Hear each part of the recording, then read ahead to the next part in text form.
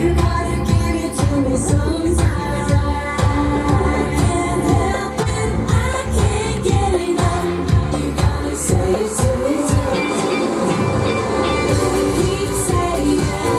Keep saying to me stuff.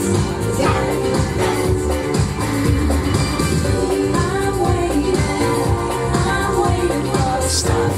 Like that, you gotta give it to me soon. Can't help it, can't get enough stuff. Like that, you gotta say it to me soon. Keep saying to me stuff. Like that, you gotta say it to me.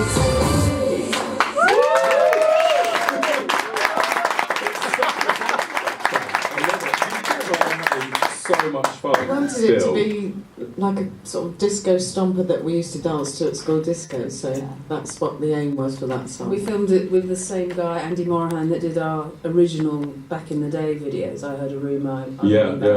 And it was just so relaxed, because normally you're being pushed into clothes and had your hair, and we just did everything ourselves, and just had a really nice day. Yeah, you can tell. Mission accomplished.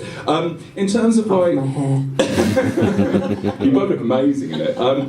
In terms of writing the new material, how do you approach albums differently, or have you just got a formula that you know works and you stick to? No, we worked with Ian Masterson, who produced the album, co-wrote with us, who we've worked with for the past 10 years, did the last 2 albums.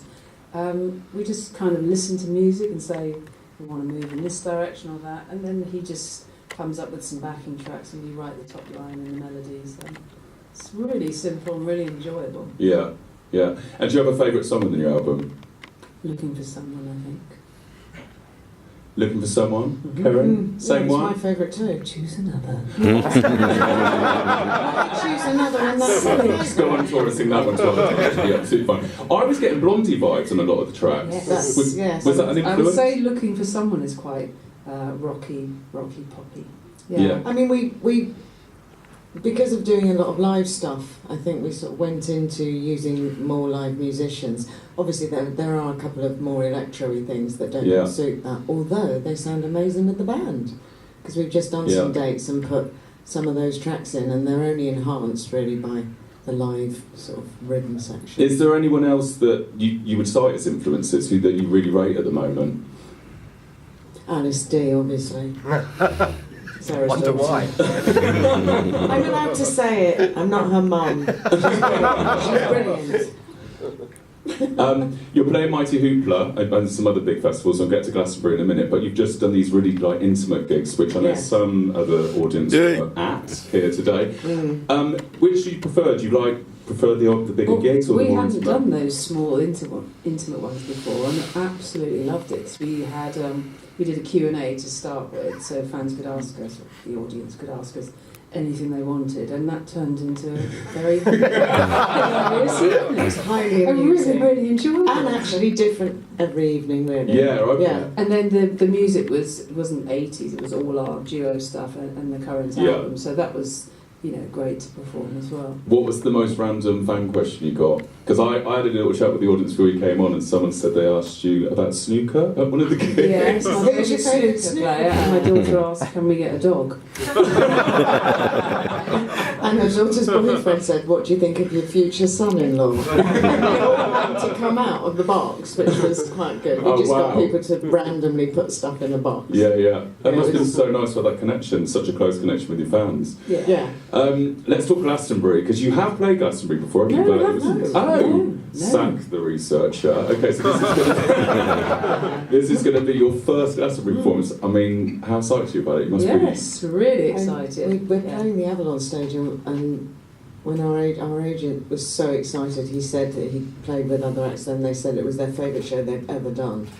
So that's a challenge. Yeah. For starters. Do you get nervous? Are you feeling sort of excited, nervous ahead of it? It's a nervous excitement, if I can just combine the two words. You can.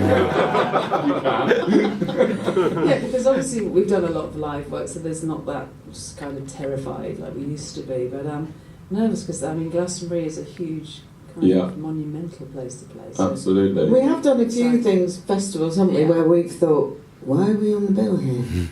that's ridiculous. And we had some sort of death metal group on before, and people diving off the stage and sort of in the mosh pit. Yeah. And we thought, and we've got to come on after that. And somehow it always works. And I don't know why. And suddenly they change tactic and they're singing along with whatever. So I think that makes me less nervous having tackled some of those. Yeah, yeah. Not going to get a death metal remix of any of your hits then? Oh, you must see. Do you get nervous still when you go on stage? Not really, because we've got our band, who we Yeah. always play with, and the same team that travel with us on sound and stuff. So, you know, as long as everything's going well, Yeah, like yeah. on and things. And your old Stockgate and Waterman sort of stablemate Kylie is going to be doing the Legend slot. You're going to get a Yeah. chance to see her. Oh, I hope so. Yeah. Yeah, that would be great. Better the Devil You Know. The best Stockgate and Waterman song ever. I think I agree. What do we think, guys? Yeah. You're going to say Bananarama. And what about your rider when you're on tour? Do you have any special requests? Cheese and cucumber sandwiches. Specific? Yeah, but they can be hit and miss. Yeah. You'd be surprised. So we have to have a cheese board as well, because if they put horrible cheese in, we have to take that cheese out and replace it with something right. And gin. Cucumber sandwiches and gin. Chris. Do you like Do you bananas? read English? I absolutely hate bananas. Do you?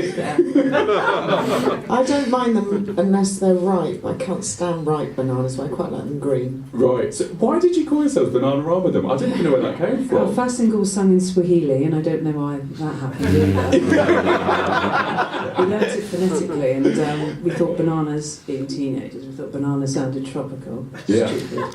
And we're big fans of Roxy music. I had a song called Pajamarama, and put the two together. Ah, okay, I see. Who knew it would last this long?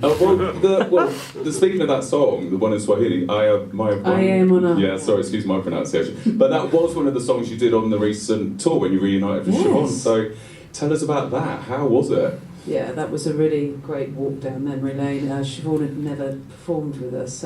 She left in '88, and then we went on tour, world tour, without her, sadly. And Yeah. then 30 years later, we thought, why not? Because people were asking, do you think three of you will ever do a tour? So we thought, yeah, it's great. It was Christmas time, and it was It's fun. properly Yeah. nostalgic. Yeah. We just had a riot. Shivers. Shivers, look at it. It's a great thing. Great sequin trousers. The old sequin. It was such a nostalgia fest. I saw it, and the set list was it's just Yeah. so good. You've got so many great songs, and it's the one in particular that you just love performing. I think we got quite emotional about Cheers then, because two old friends. Yeah, That was- yeah. That was quite, when we were rehearsing it. And it was our first flop, so...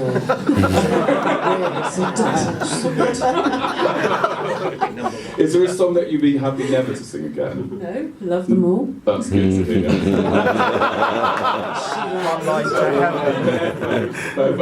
We've actually had a question in on Facebook. This is from Normski. I don't know if it's the actor. Oh, no. You know Normski. You know Normski. It's not probably not the one you're thinking of. He or she, I don't know, is it? He. He says, please will you do another tour? I have withdrawal symptoms already. Love Normski. Do you know what that went down? Our tour went down so well this time around that we actually will be, I better not say will be, but We'd love to do next that year. again. Yeah. We came to them all, and Yeah. as a reward, he came back and had a gym with us in Was it just the one? Yes, it was. Oh, restraint. That's good. Well, one for him. In terms of hits, as I said at the top, you are more successful than the likes of Girls 11, Spice Girls. Are you, or were you fans of those bands? Songs? Yeah. Songs. I I like the vibe of the Spice Yeah. Girls. I thought Yeah. they were great, and they had some great songs. And my daughter was about 2 at the time, and she absolutely loved them. So I couldn't not love them, really, because I Yeah. had to listen to them every day. Because I think some of Girls Aloud, I don't know, I get sort of I can see the influence in some of those songs. I don't know, something like Love Machine or something, I don't know, that sort of fun but really, really well written pop. Am I on my own here? Yeah. No, I agree with Oh, you. shut I up. agree with you. Yeah. I mean, I still don't see them as like us No, but in any way, in that they came from a completely different beginnings, I Yeah, suppose, yeah. from sort of auditioning and doing the TV stuff. But I think some of the songs are great. It's what Yeah. I said, I like some of the songs. I think they're brilliant. Yeah. Can I just say the mics are very heavy?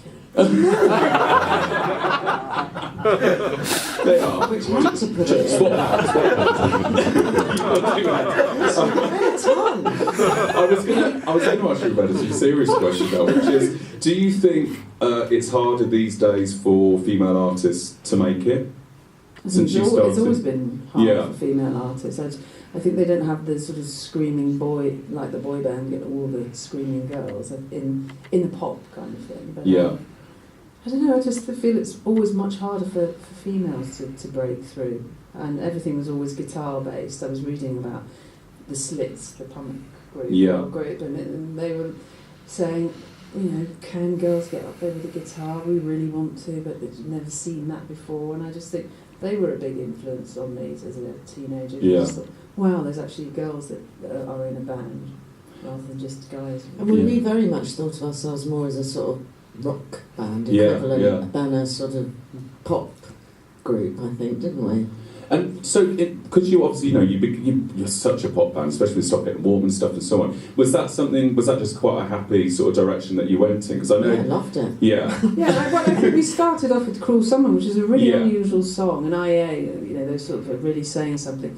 And we were on front of the Enemy, and we were kind of very alternative. And then it's inevitable, I think, when you get massive success and you make more poppy type songs, that people sort of think, oh, well, you sold out or whatever. But it's just Yeah. the way it goes for every artist. And you never really had that manufactured vibe either, did you? You did everything yourself. Like, you didn't have stylists or anything like that, No. did you? It was all your own thing. Do you think there's more pressure on sort of young female artists these days to sort of look a certain way, or...? Well, I don't know if there's pressure. I feel quite proud of the fact that, we were successful wearing Doc Martens and dungarees and not playing on any kind of sexuality. And I sort of think, if you want to wear whatever you want to wear, as long as you're comfortable in it, that's fine. I would Yeah. hate to think of girls out there being pushed into skimpy clothes if they're not comfortable with it, and that for me would be sort of overstepping the boundary. Yeah, yeah. But, I mean, whatever you want, really. Yeah. If I look good, I'd be on stage in a bikini.